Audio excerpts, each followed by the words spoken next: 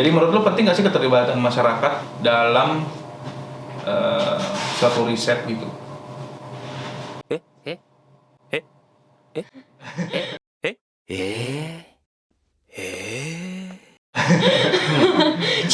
Bingung ya?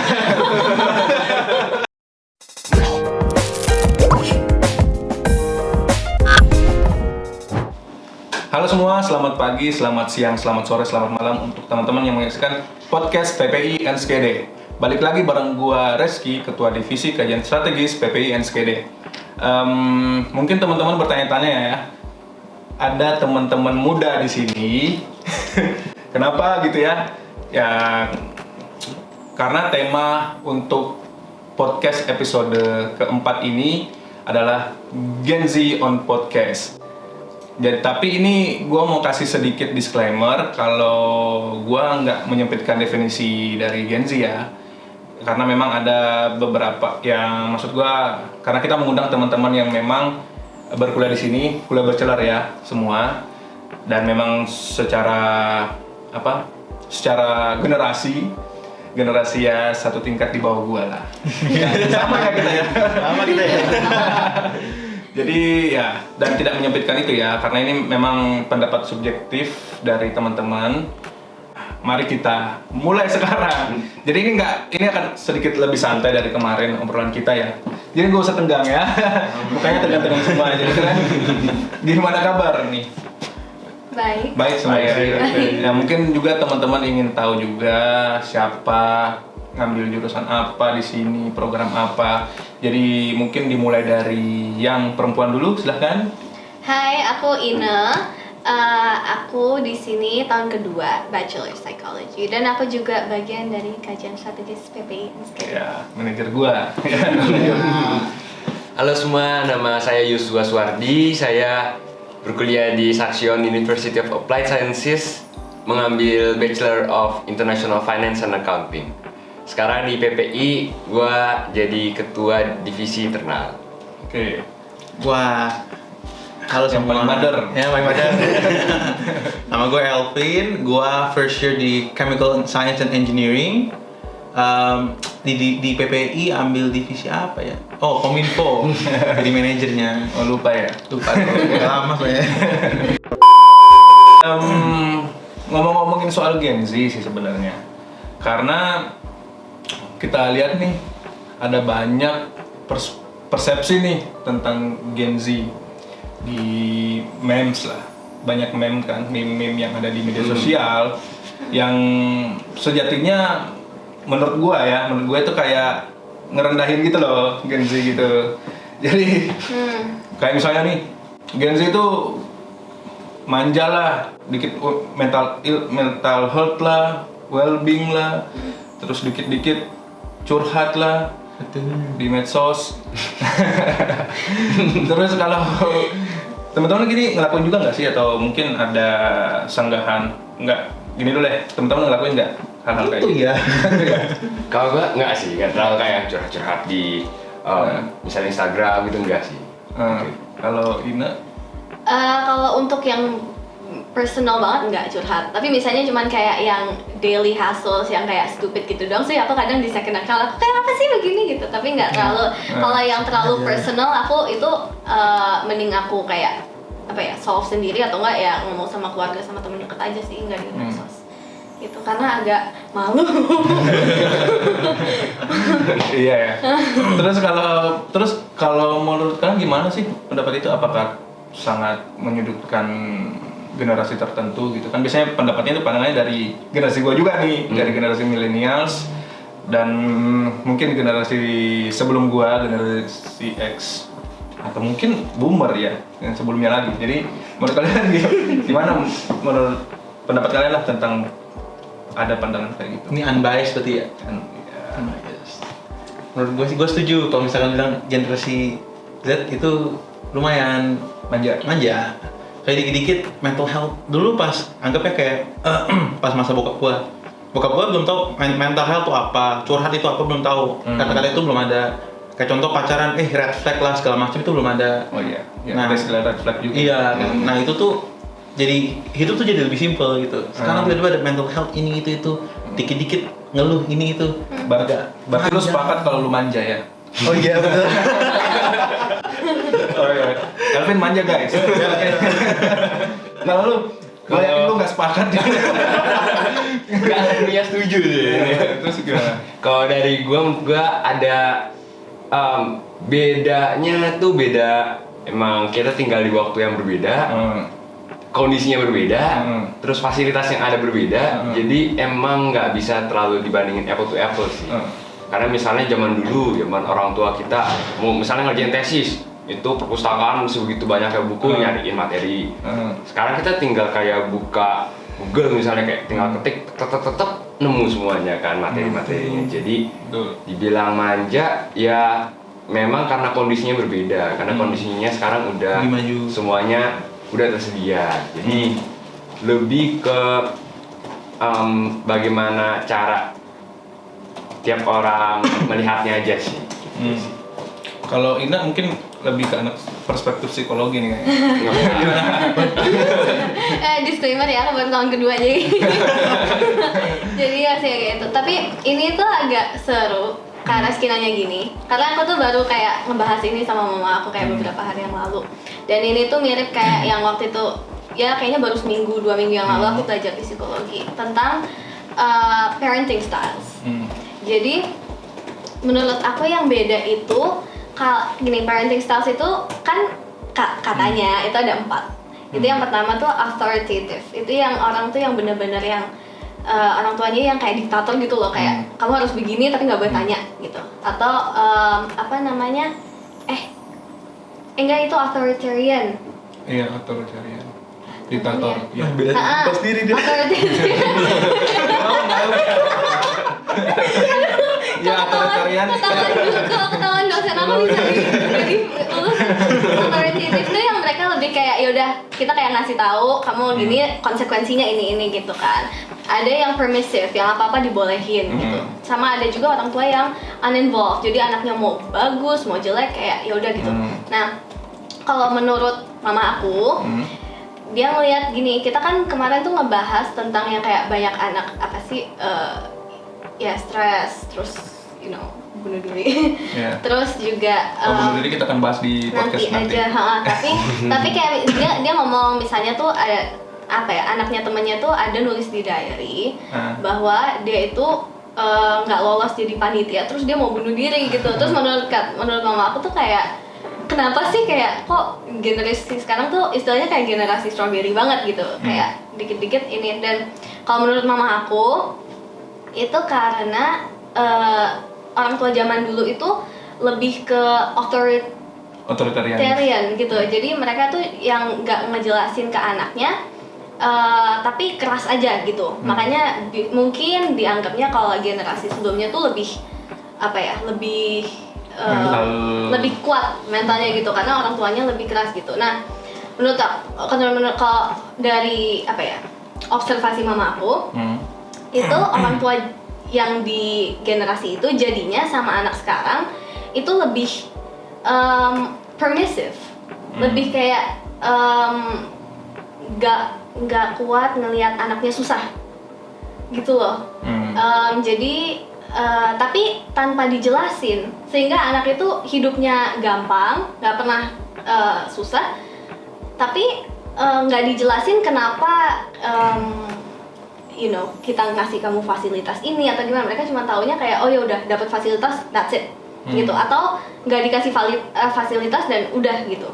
Sehingga nggak ada penjelasan yang jelas. Jadi mungkin itu menjadikan apa ya, mental orang tuh apalagi di generasi sekarang dampaknya tuh jadinya nggak kuat gitu, karena mereka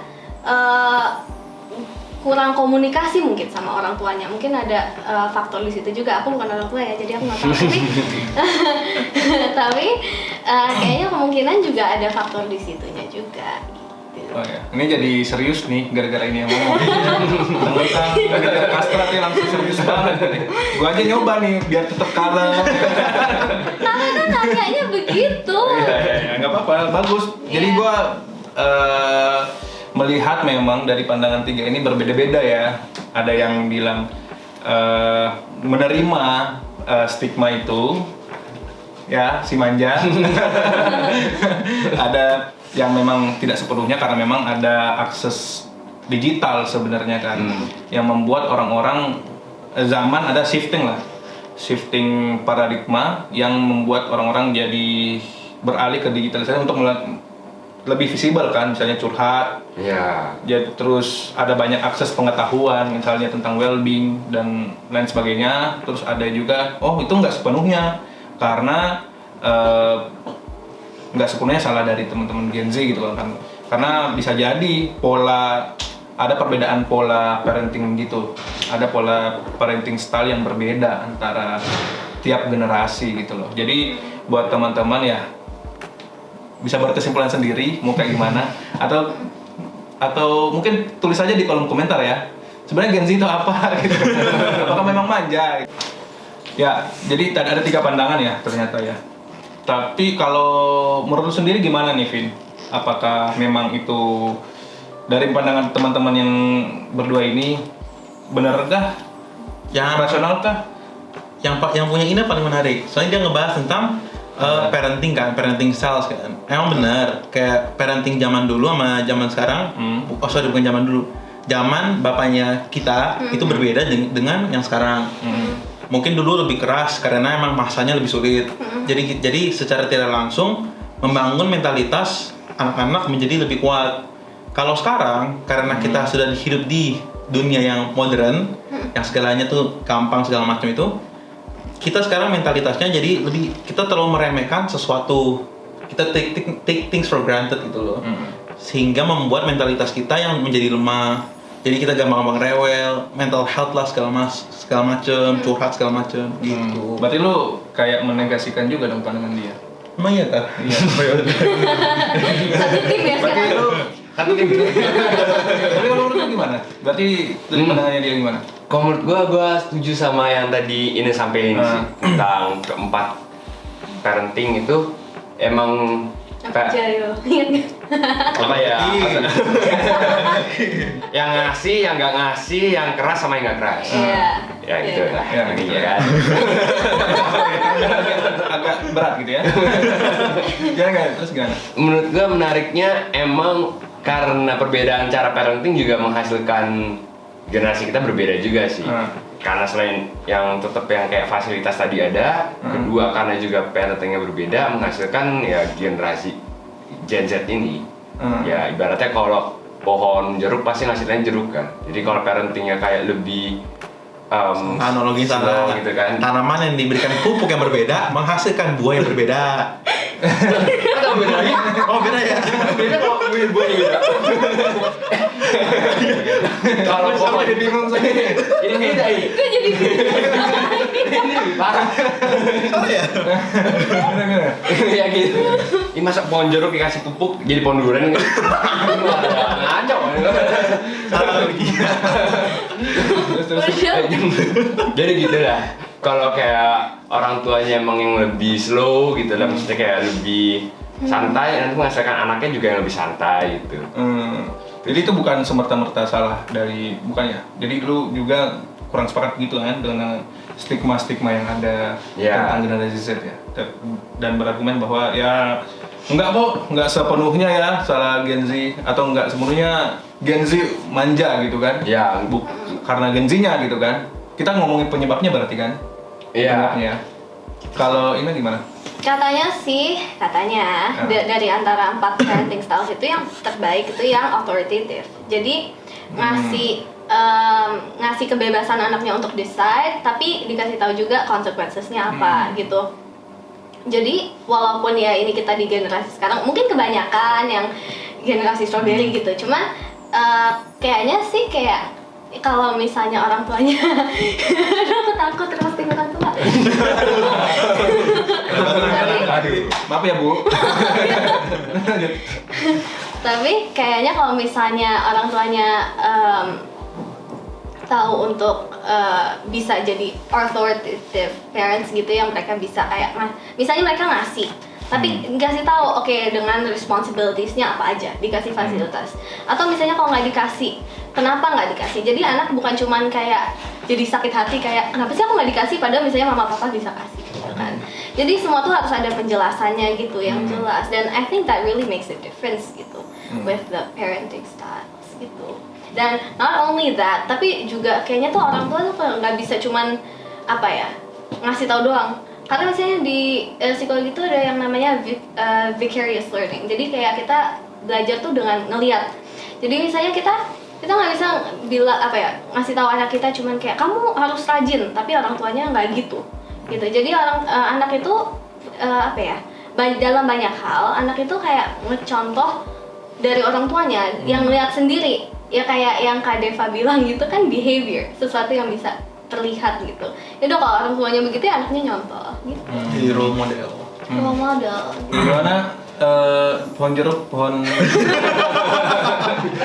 pupuk Awas dibahas lagi. Dia pakai pupuk. Jadi sebenarnya kalau yang gue tangkap, menurut kalian memang sepakat secara umum ya, sepakat dengan perspektif atau omong-omongan di luar lah tentang generasi Z yang manja, yang sedikit-sedikit well-being, sedikit-sedikit red flag gitu-gitu kan. Tapi dengan catatan itu tidak terlepas dari pola pendidikan atau seperti itu. Tapi kalian tetap sepakat dianggap sebagai generasi yang manja. Berarti nggak bisa kayak digeneralisasi semua agensi manja sih kok. Gue nggak setuju kalau digeneralisasi gitu. Itu kan stereotipnya. Tapi bisa aja ada yang memang mandiri, nggak ngeluh, nggak punya masalah mental health. Balik lagi tapi tergantung ya kayak sama gitu. Kalau misalnya kan gini, bukan cuma orang tua, cuman kan nyatanya kita dari kecil sampai gede kan kita ya udah dengan lingkungannya itu, mereka support system kita. Apalagi kita kan social creatures gitu ya, jadi kita juga no wonder it really affects us gitu loh. Jadi kalau makanya itu nggak semuanya manja, tapi mungkin kalau misalnya orang tuanya bisa lebih authoritative, lebih ngasih penjelasannya tuh baik, tapi also at the same time giving the child like the support they need gitu kan, masih still supportive gitu, tapi tahu ada batasan-batasan tertentu ya, mungkin anaknya juga nggak yang kayak generasi kebanyakan gitu loh. Itu bukan generasi manja maksudnya? Iya, maksudnya bukan di sebuah generasi manja, mungkin anak itu nggak harus manja.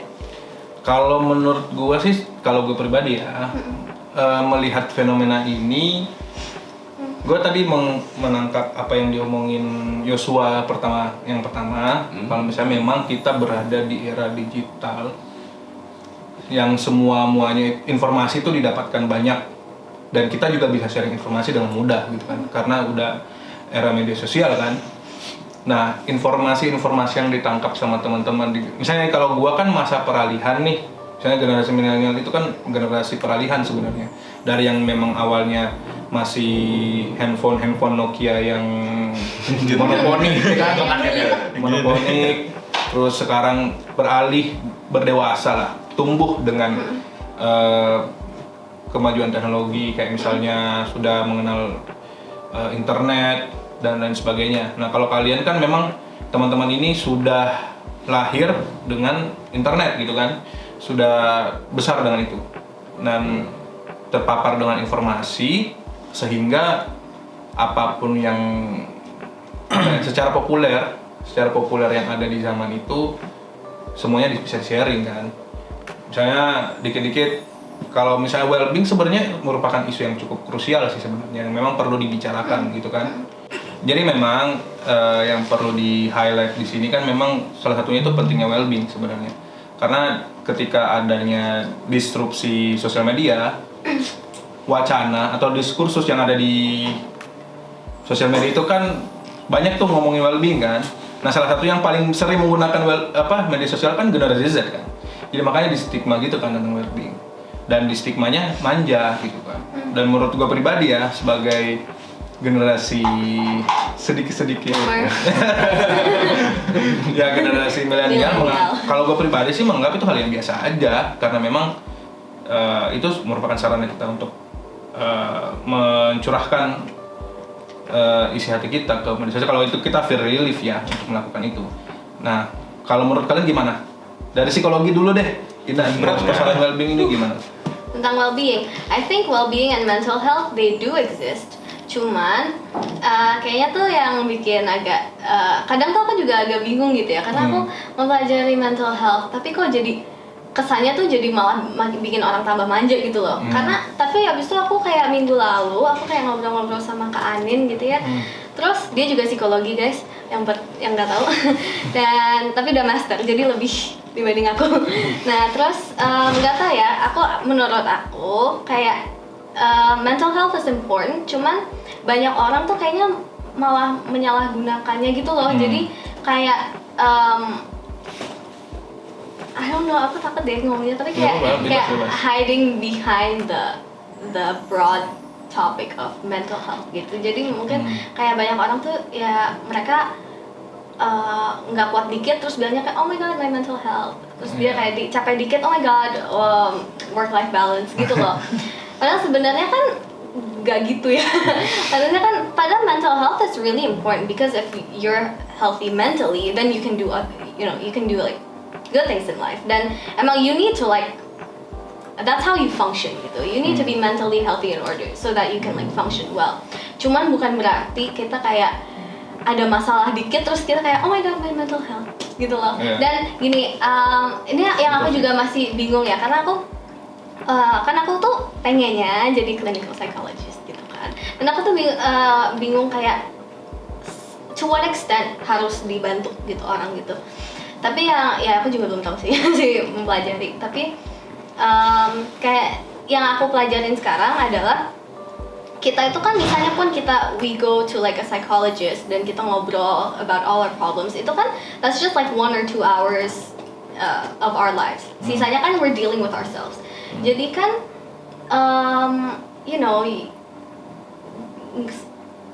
banyak faktor di luar cuman going to a psychologist itu juga affecting our mental health, like our social circle, our parents, itu our environment, itu because that also affects how we view things and how we karena gini ya, yang aku pelajarin di psychology itu manusia itu sangat kompleks, that everything like is really connected.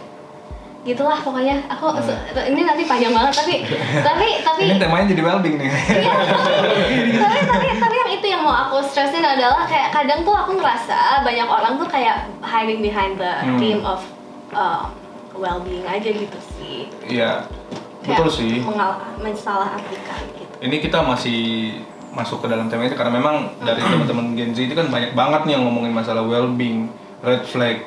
Ya mungkin kita ngomongin masalah well-being dulu lah. Dan memang gue sepakat juga sih sama Ina bahwa sebenarnya masalah sebenarnya teman-teman yang sering self identification kan, enggak sih? Jadi misalnya lu menganggap ya memang penting mental health itu, tapi bukan berarti kita bisa melakukan identifikasi kepada diri sendiri gitulah. Makanya penting juga kita kalau misalnya memang merasa tidak sehat secara mental, itu kita perlu konsultasi ke psikolog gitu. Iya. Khususnya misalnya teman-teman yang mau kuliah juga kan. Makanya kemarin juga sempat PPI Belanda juga ngadain klinik buat mental health gitu. Klinik konsultasi lah kalau misalnya memang capek dengan perkuliahan, itu kan benar-benar lumayan mengganggu ya.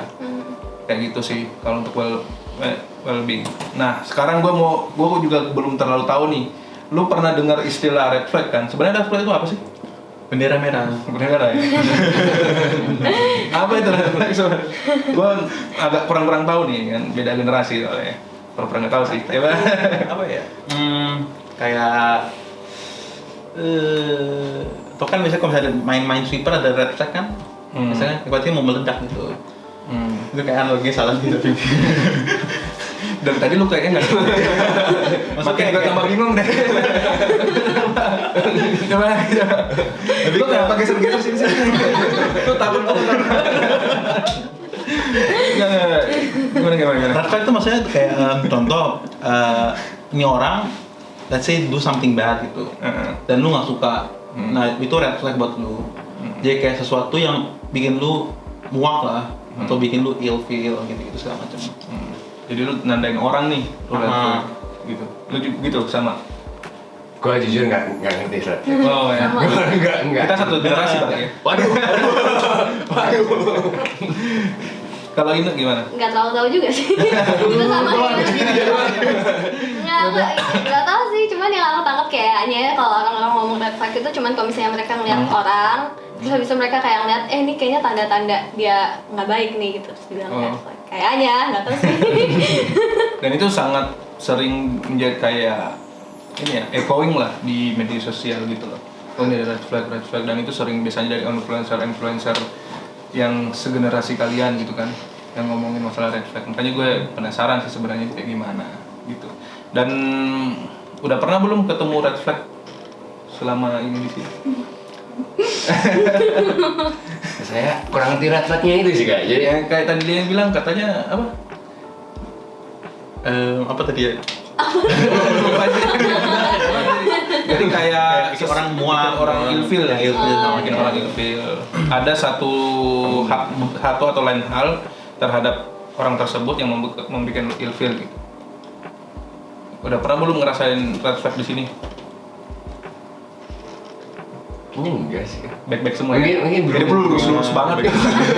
Enggak sih, enggak ada Ini antara emang semuanya baik atau emang nggak berani ngomong? Kalau dia gue tau kayaknya banyak loh ya. Lu banyak. Iya dong yang Oh, lu yang gede red flag orang-orang. Nggak. Kalau Ina gimana? Ina dasarnya nih kayak banyak nih kayaknya. Enggak. Terus selesai aja aku cuma bangun, ngampus deh, udah gitu. Oh gitu. Karena nyokap nonton ya.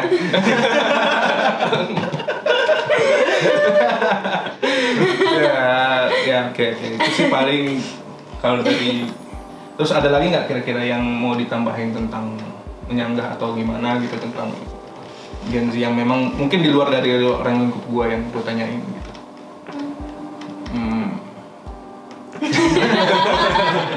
Apa ya? Pokoknya gue setuju. Kalau- Emang gitu. Lu setuju kan? Setuju. Makanya gue nggak berani. Gue juga setuju deh. Ya enggak lah. Apa ya? Ya. Setuju dengan catatan nih berarti ya. Setuju dengan catatan. Kalau setuju dengan catatan. Catatannya ya memang semua, bukan semua sorry, memang Gen Z itu dicap generasi yang manja, yang dikit-dikit ngeluh, tapi itu stereotipnya. Gak semua Gen Z begitu, cuman memang ada beberapa yang begitu yang menjelekkan nama Gen Z gitu. Kalau Sama. sama Ikutmu. sama. Kalau generasi gue sih gue nggak mau dibilang kayak gitu. Misalnya gue ya ngomongin kayak gitu. Enggak kok, itu pengaruh digital aja gitu. Kalau gue, Ya, kita reality. lu nya aja hidup di zaman batu. Kalau gue ngomong kayak gitu. Ya, jadi untuk seperti tadi yang gue bilang, karena memang ini Gen Z on podcast. Jadi kemarin nih kita kan udah banyak nih ngebahas hal-hal yang berat nih. Jadi mungkin teman-teman capek juga kan. Nah paling gue sebenarnya ingin melihat gimana sih pandangan teman-teman ini melihat podcast yang 3 sebelumnya ini. Kan ada beberapa pembahasan tuh, point of view pribadi aja, nggak usah dibahas berat-berat gitu. Jadi gimana nih Vin, Yos, dan Ine menurut kalian dari 3 podcast ini? Yang mana dulu nih? Ada yang kan yang pertama tuh tentang polusi udara, yang kedua tuh transformasi digital, yang ketiga itu apa yang namanya? Tentang behavioral change. Ya, behavioral change. Nah, kalau menurut kalian gimana? Yang menarik yang mana? Lebih menarik.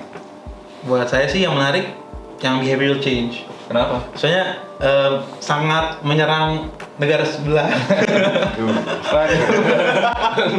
Oh itu emang menyerang ya? Bukan menyerang sih kayaknya ya, lebih ke memberikan. Betul, lebih memberikan contoh. Mungkin Contoh. untuk negara sebelah bisa lebih Iya. baik. Jadi Kalau- itu paling menarik. Kalau lu, Kalau dari gue yang paling menarik waktu ada tentang transformasi digital yang waktu itu yang ngisi Dimas. Itu menurut gue kayak pembahasan yang menarik karena transformasi digital tuh salah satu yang emang paling yang dibutuhin gitu lah. Apalagi waktu kemarin COVID itu kan ada kan waktu pandemi semua tiba-tiba harus digital semua harus kayak online. Itu di situ bener-bener dibutuhin banget transformasi digital yang drastis harus terjadi secepatnya waktu itu. ada destruktif Kalau Aku sih tahu-tahu dikit tentang jurusannya Kak Rifki, yaitu kan dia kayaknya ya kita harus kayak ngambil data dari bawah tanah atau gimana gitu, dan aku baru tahu juga ternyata bisa dipakai di polusi udara gitu, maksudnya untuk kan tadi dia ngomongin tentang ngambil data dari tanpa harus ada di situ gitu kan, jadi kayak oh ternyata bisa gitu juga. Tapi kalau dari Kak Deva itu aku tuh ngerasa itu paling mirip sama yang aku pelajarin gitu, karena aku kan psikologi gitu ya. Jadi tentang behavioral change, dan yang diomongin tentang project-projectnya tuh ada yang lebih paling mirip dari ketiga podcast sama aku, itu yang Kak Deva gitu. Jadi aku dengerin yang paling lama di Kak Deva.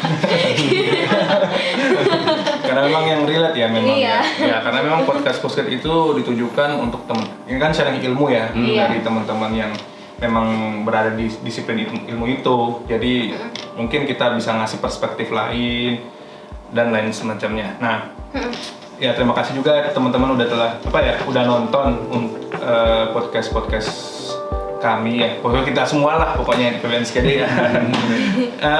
Tadi kan sempat ada yang ngomongin masa transformasi digital kan. Nah, yang gue highlight di podcast transformasi digital itu bagaimana sebenarnya pentingnya pengembangan sumber daya manusia di bidang digital. Nah, teman-teman kan nih udah terpapar nih sama westernisasi gitu. Terpapar nih dengan banyak lah, walaupun memang tidak bisa dibilang tidak sepenuhnya ya, dibilang ada yang ngambil teknologi ada yang enggak, tapi secara langsung secara kehidupan kita kan terpapar oleh teknologi yang ada di Belanda gitu. Jadi terus menurut teman-teman sendiri seberapa penting sih sebenarnya sumber daya manusia yang dibutuhkan dalam era digital di Indonesia gitu? Silahkan, siapa yang mau duluan jawab? Gue dah. Gantian. Lagi mikir.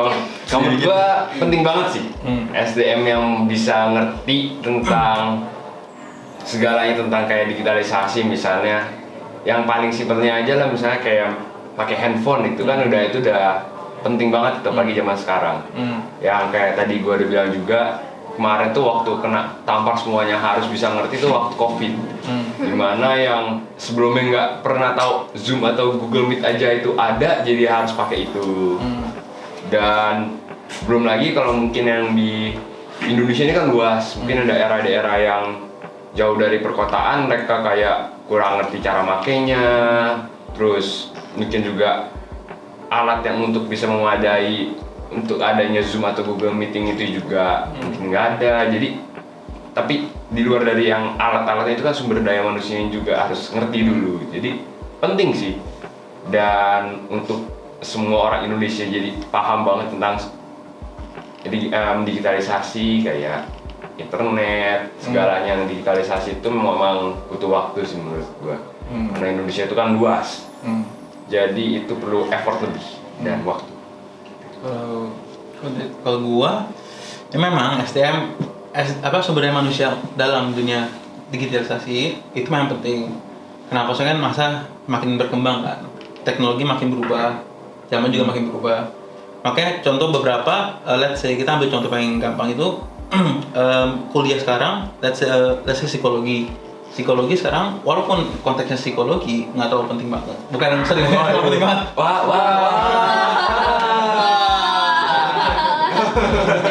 Satu dimensi loh. Gue satu fakultas loh. Maksudnya yang nggak kayak engineering lah, tapi tetap mereka harus belajar.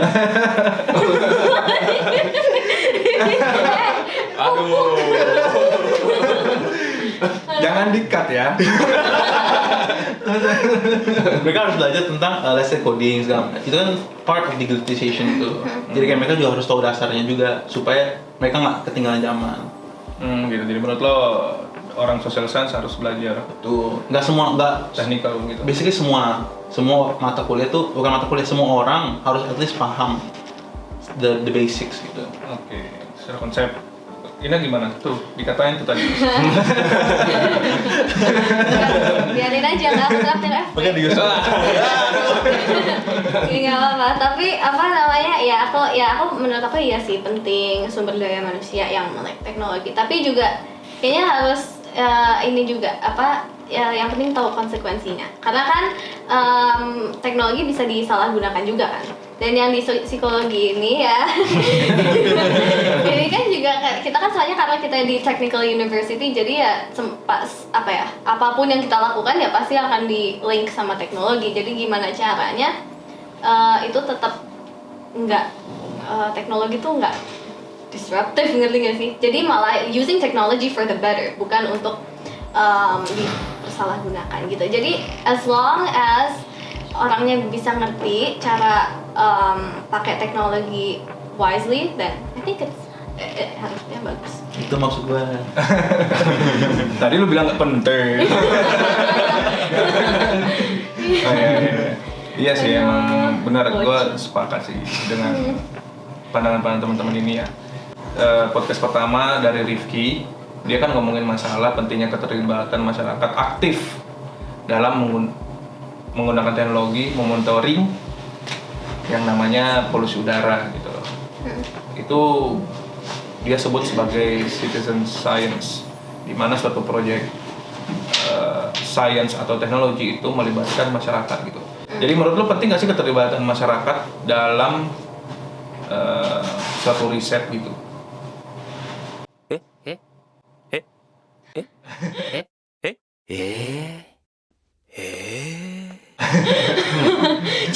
Bingung ya?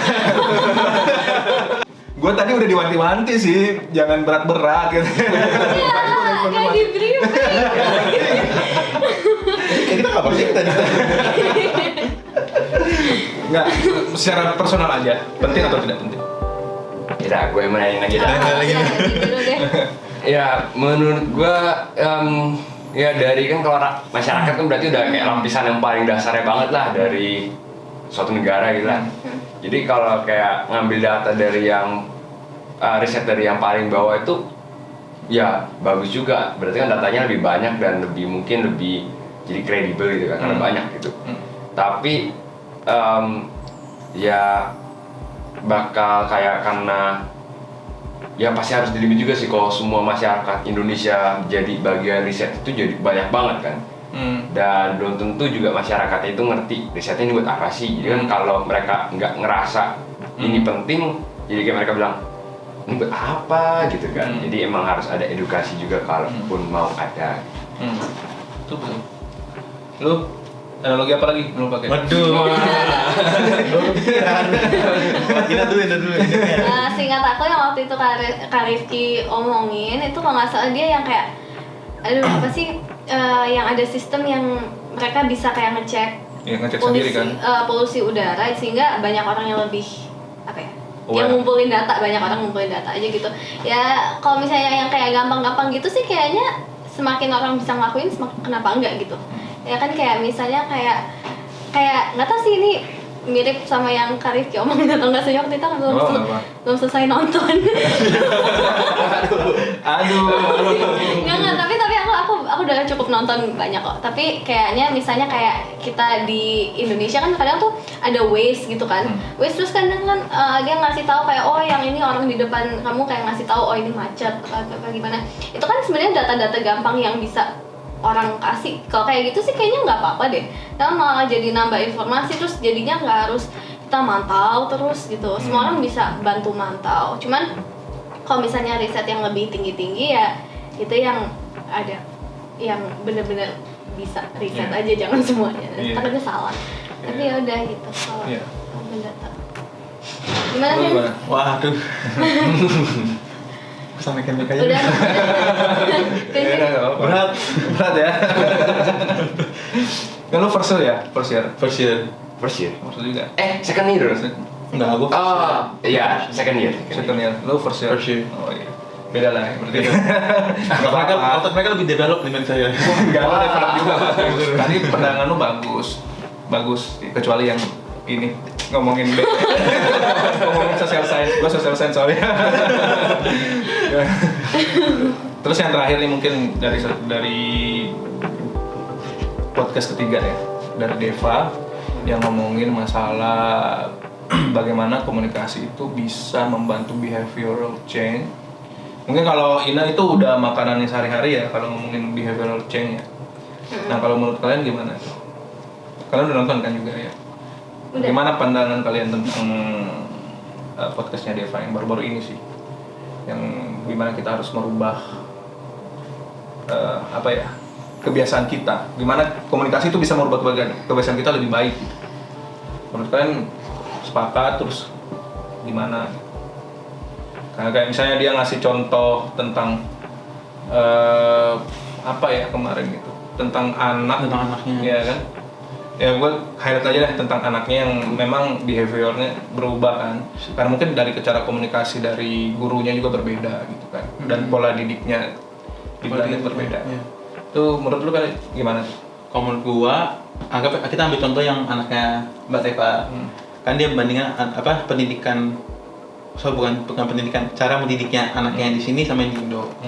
Di sini, let's say dia main sesuatu, tapi itu pas anaknya main atau melakukan sesuatu sama gurunya diperjelas atau diberikan informasi tambahan. Oh, ini tuh begini-gini yang lebih berfaedah dalam contoh kehidupan sehari-hari. Dibanding kalau misalkan di Indo kita cuma contoh anaknya main, oh ya udah, mereka nggak dikasih informasi tambahan itu.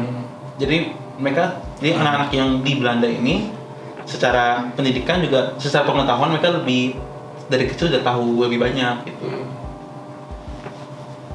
Ya kalau yang gue lihat dari yang mungkin kasarnya tadi highlightnya juga kan ini lebih ke behavior kan, berarti kayak kebiasaannya lebih ke tingkah lakunya. Kalau emang dari kayak parenting atau cara pengajaran di Belanda, ya balik lagi ke pohon jeruk. Pohon jeruk kan menghasilkan buah jeruk gitu kan. Jadi emang kalau yang pohon jambu menghasilkan pohon jeruk. Tadi pohon jeruk. Terus iya, jadi kan kalau yang emang diajarinnya seperti apa ya jadinya anak-anak yang berbeda juga kan. Jadi pengajaran yang di Belanda yang beda menghasilkan behavior yang berbeda juga anak-anak yang ini. Dan perlu pola komunikasi juga kan? Iya. Yang baik ya. Ada analogi lagi nih. Apa? Aduh, anggapnya begini, dua pohon yang sama, tapi dirawat secara berbeda. Tumbuhnya berbeda pastinya. Gitu ya. Nah, ini baru benar. Gimana? Terus apa? Ya udah. Ada punchline apa tuh?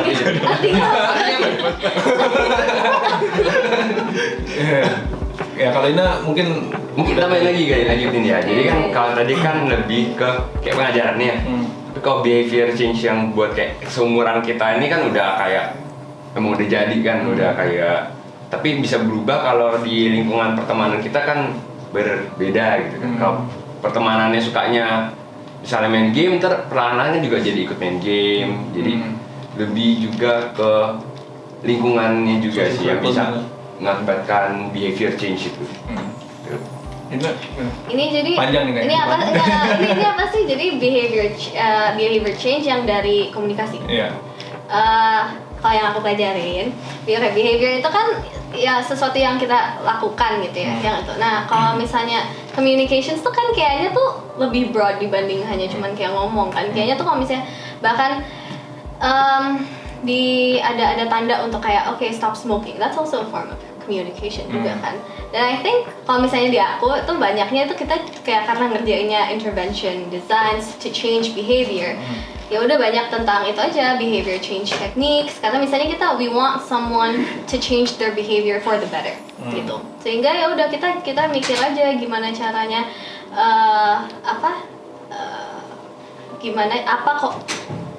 cara komunikasi yang paling efektif supaya bisa change behavior. Kayaknya sih itu deh. Gitu. Oke. Ya. Menarik ya pandangan teman-teman ini. Iya. Ya. Oke guys, mungkin sekian dari kami. Gue tadi ada sedikit notes ya. Lu ngomong psikologi nggak penting, nggak bercanda. Itu cuma point of view aja guys, karena subjektif. Dan memang sebenarnya semua disiplin ilmu itu penting. Mau dia social science, mau itu technical, dan ada poin-poin pentingnya lah masing-masing untuk yang bisa dikontribusikan untuk diri kita maupun untuk orang lain. Guys, terima kasih telah nonton podcast ini sampai selesai. Semoga bermanfaat karena memang ini diharapkan juga bisa memberikan pandangan aja ya dari teman-teman, karena dalam demokrasi kan memang berbeda pendapat itu sesuatu hal yang wajar aja sebenarnya. Tapi bagaimana cara kita untuk melihat sesuatu atau mendiskusikan sesuatu itu sehingga sesuatu tersebut bisa menjadi objektif. Nah, dari gua mungkin terima kasih juga nih buat teman-teman yang dari kesibukannya udah nyiapin udah nyempatin hadir di kegiatan podcast ini.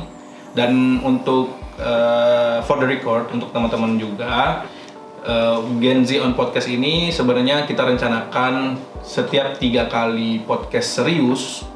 Nah, kita akan podcast untuk mengetahui pandangan-pandangan dari teman-teman yang muda ini ya. Gue juga muda sih sebenarnya. Yang lebih muda gitu kan. Jadi mungkin cukup sekian dari gua, dan terima kasih juga yang telah nonton lagi. Salam perhimpunan. Nah,